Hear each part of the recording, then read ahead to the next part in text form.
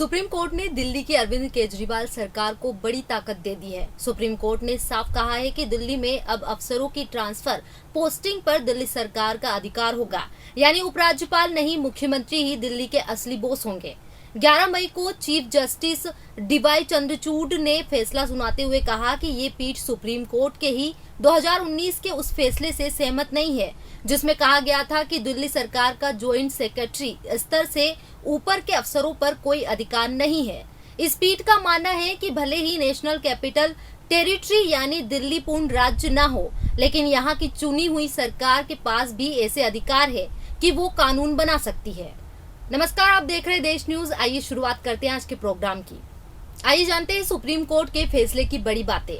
केंद्र और राज्य दोनों के पास कानून बनाने का अधिकार है, लेकिन इस बात का ध्यान रखा जाए कि केंद्र का इतना ज्यादा दखल न हो कि वो राज्य सरकार का काम अपने हाथ में ले ले। इससे संघीय ढांचा प्रभावित होगा। अधिकारियों की तैनाती और तबादले का अधिकार दिल्ली सरकार के पास होगा। चुनी हुई सरकार के पास प्रशासनिक सेवा का अधिकार होना चाहिए। अगर चुनी हुई सरकार के पास प्रशासनिक व्यवस्था का अधिकार नहीं होगा तो फिर ट्रिपल चेन जवाबदेही पूरी नहीं होती। उपराज्यपाल को सरकार की सलाह पर ही काम करना होगा। पुलिस, पब्लिक ऑर्डर और लैंड का अधिकार केंद्र के पास रहेगा। अब हम जानते हैं कि कैसे ये मामला कोर्ट तक पहुंचा। दिल्ली सरकार बनाम उपराज्यपाल के बीच टकराव का ये मामला अफसरों की पोस्टिंग और ट्रांसफर के अधिकार से ही जुड़ा था। दिल्ली सरकार ने कोर्ट में याचिका दाखिल कर ये अधिकार उसके हाथ में देने की मांग की थी। बता दें, सुप्रीम कोर्ट ने इस मामले में 18 जनवरी 2023 को सुनवाई पूरी कर फैसला सुरक्षित रख लिया था। दरअसल 1991 में दिल्ली में नेशनल कैपिटल टेरिटरी एक्ट यानी एनसीटी एक्ट लागू किया गया था। 2021 में केंद्र सरकार ने इसमें संशोधन किया। इसमें उपराज्यपाल को अतिरिक्त शक्ति दी गई। संशोधन के जरिए चुनी हुई सरकार को किसी भी फैसले से दिल्ली एलजी की राय लेना अनिवार्य किया गया। इसी को आम आदमी पार्टी ने सुप्रीम कोर्ट में चुनौती दी थी। सुनवाई के दौरान दिल्ली सरकार का तर्क था कि केंद्र उसके और संसद के बीच के अंतर को खत्म करना चाहता है, लेकिन केंद्र की ओर से पेश हुए सॉलिसिटर जनरल तुषार मेहता ने कहा था कि दुनिया के लिए दिल्ली को देखना यानी भारत को देखना है। उन्होंने कहा कि दिल्ली राष्ट्रीय राजधानी है, इसलिए ये जरूरी है कि केंद्र के पास अपने प्रशासन पर विशेष अधिकार हो और अहम मुद्दों पर नियंत्रण हो। बता दें, कभी ये मांग बीजेपी और कांग्रेस ने भी की थी। आम आदमी पार्टी अक्सर केंद्र सरकार पर चुनी हुई सरकार के कामकाज में बाधा डालने के लिए उपराज्यपाल का इस्तेमाल करने का आरोप लगाती रही है। एक रिपोर्ट के मुताबिक ये लड़ाई सालों से चली आ रही है। इसकी वजह ये है कि दिल्ली पूर्ण राज्य नहीं है और यहाँ केंद्र का नियंत्रण भी है।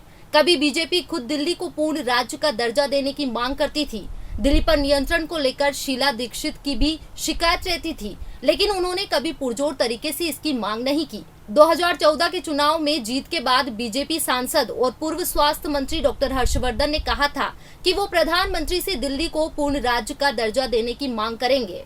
दिल्ली को लेकर कई सारे सवाल मन में आते हैं कि आखिर ये है क्या। दिल्ली न सिर्फ एक शहर, राज्य और राजधानी है, बल्कि एक केंद्र शासित प्रदेश भी है। साल 1992 में दिल्ली को government of national capital territory का दर्जा दिया गया था। अब सवाल उठता है कि फिर एनसीआर क्या है। एनसीआर का पूरा नाम नेशनल कैपिटल रीजन यानी राष्ट्रीय राजधानी क्षेत्र है। इस महानगरीय क्षेत्र में पूरे दिल्ली प्रदेश सहित उत्तर प्रदेश, हरियाणा और राजस्थान राज्यों के कई निकटतम जिले शामिल है। यही कारण है कि दिल्ली के पड़ोसी राज्यों के नजदीकी क्षेत्रों को दिल्ली एनसीआर के नाम से पुकारा जाता है। एनसीआर में ग्रामीण और शहरी दोनों क्षेत्र शामिल है।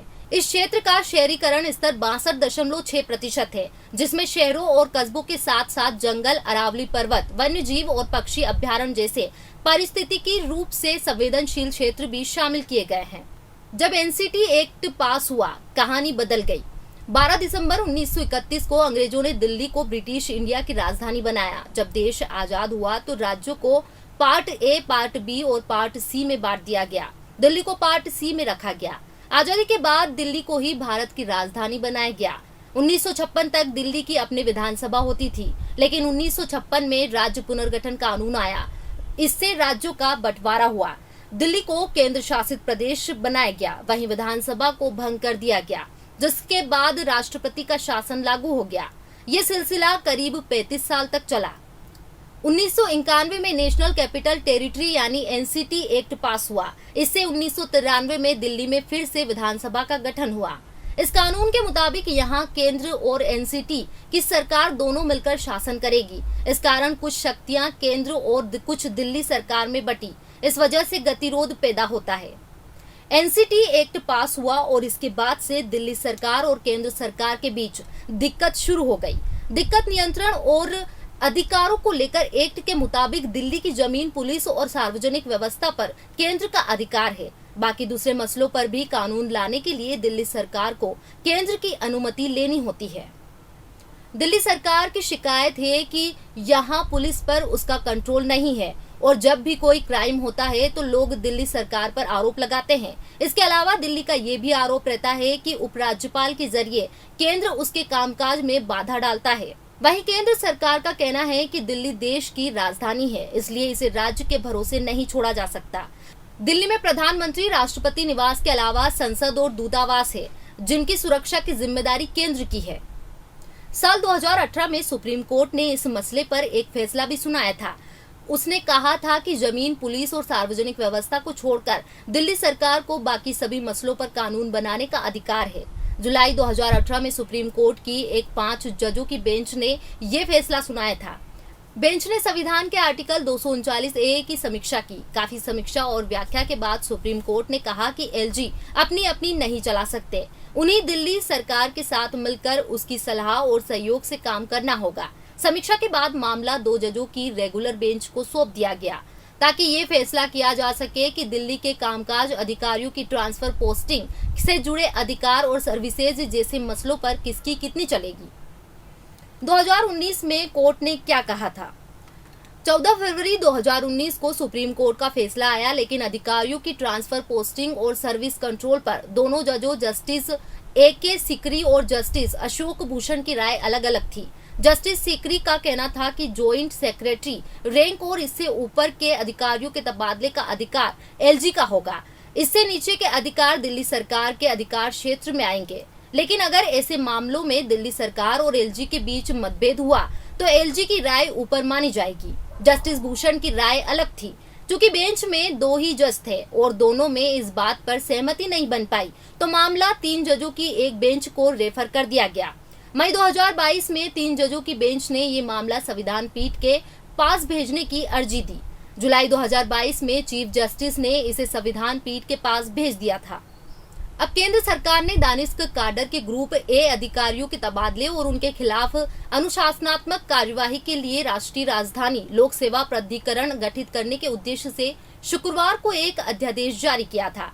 गौरतलब है कि अध्यादेश जारी किए जाने से महज 1 सप्ताह पहले ही सुप्रीम कोर्ट ने राष्ट्रीय राजधानी में पुलिस, कानून व्यवस्था और भूमि को छोड़कर अन्य सभी सेवाओं का नियंत्रण दिल्ली सरकार को सौंप दिया था। हालांकि दिल्ली के मुख्यमंत्री अरविंद केजरीवाल ने अध्यादेश आने से पहले ही शुक्रवार को दिन में आरोप लगाया था कि केंद्र उच्चतम न्यायालय के फैसले को पलटने के लिए अध्यादेश जारी करने की योजना बना रही है। फिलहाल आज के प्रोग्राम में बस इतना ही। तब तक के लिए आप बने रहे देश न्यूज के साथ। नमस्कार।